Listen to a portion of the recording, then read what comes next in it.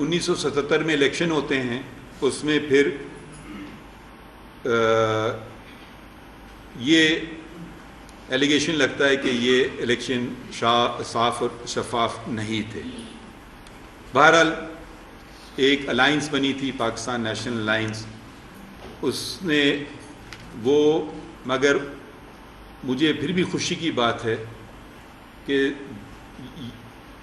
ایک طرف تو وہ یہ ایلیگیشن لگا رہے تھے پرائم منسٹر ذوالفقار علی بھٹو کہ یہ آپ کے یہ جو انتخابات ہیں یہ منصفانہ انتخابات نہیں تھے، مگر اس کے باوجود دونوں مخالفین ٹیبل پہ بیٹھے، اور جہاں تک تاریخ اس بات کی گواہ دیتی ہے وہ ان کا اگریمنٹ پہنچ چکا تھا، بس وہ سائننگ کی دیر تھی کہ ایک اور شخص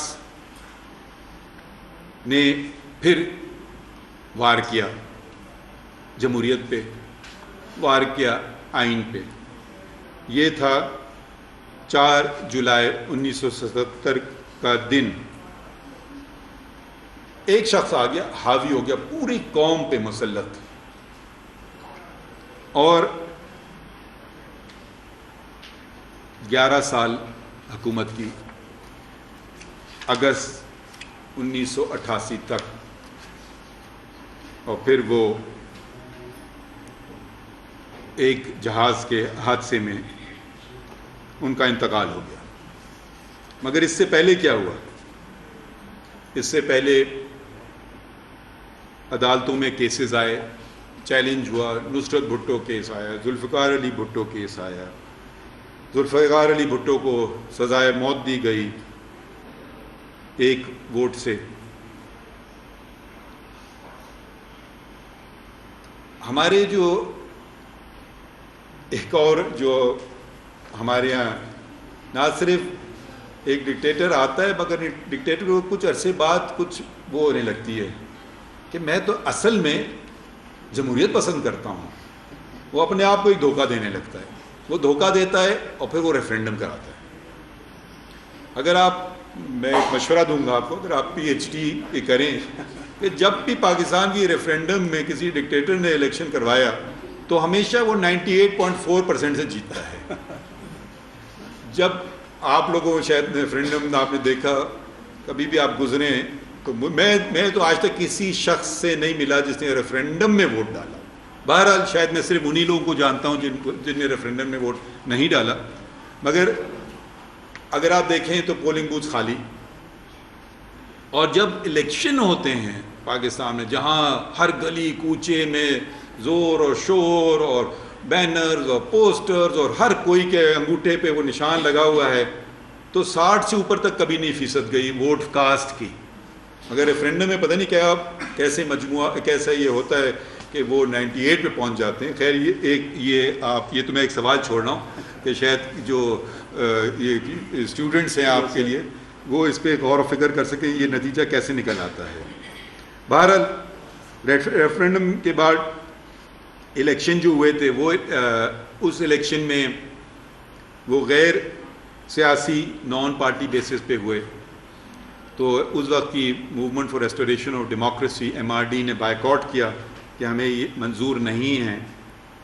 تو بہرحال الیکشن ہوئے، محمد خان جنیجو صاحب نان پارٹی بیسڈ الیکشنز میں وہ پرائم منسٹر بنے۔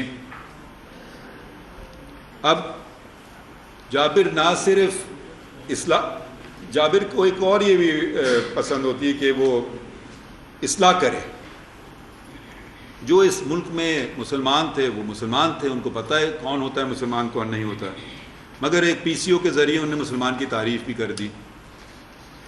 پھر انہوں نے، اب وقت آیا ہے آئین کی بحالی کا۔ اب 85 میں ہم آ رہے ہیں، یہ دن ہے 2 مارچ 1985 کا۔ یہ آئین کی بحالی کا حکم RCO revival of constitution order.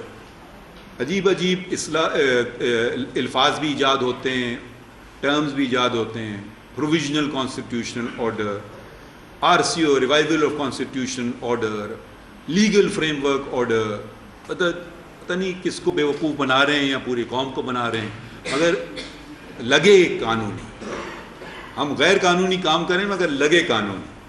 بہرحال یہ قانونی یا غیر قانونی جیسے آپ اس کو سمجھیں, اس RCO نے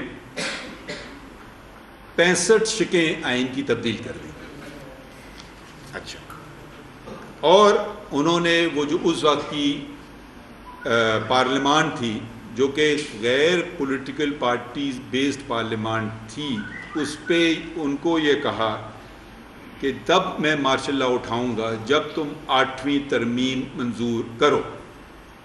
تو 8ویں ترمیم انہوں نے میرے خیال میں جبراً, شاید غیر مناسب الفاظ نہیں ہوگا کہنے کے کہ وہ جبراً انہوں نے کروائی, اور پھر آخرکار مارشل لاء اٹھایا گیا 30 دسمبر 1985 میں. مگر اس میں ہمارے جو اس وقت کے ڈکٹیٹر تھے انہوں نے ایک چیز سوچی, مگر یہ اگر پھر بھی جو میری اسمبلی ہے جس میں سیاسی پارٹیاں نہیں ہیں, جس میں میری مرضی کے زیادہ تر لوگ ہیں, پھر بھی ان کا کوئی بھروسہ نہیں ہے کہ کہیں ان کو جمہوریت پسند نہ آ جائے چلتے چلتے, اور یہ شاید کوئی جمہوری اقدام نہ کر بیٹھے. تو انہوں نے اپنے تحفظ کے لیے ایک آئین میں شق ڈالی جو آرٹیکل 58(2)B کے نام سے مشہور ہوئی, کہ جب ان کا دل چاہے وہ ایک الیکٹڈ حکومت کو برطرف کر سکتے ہیں.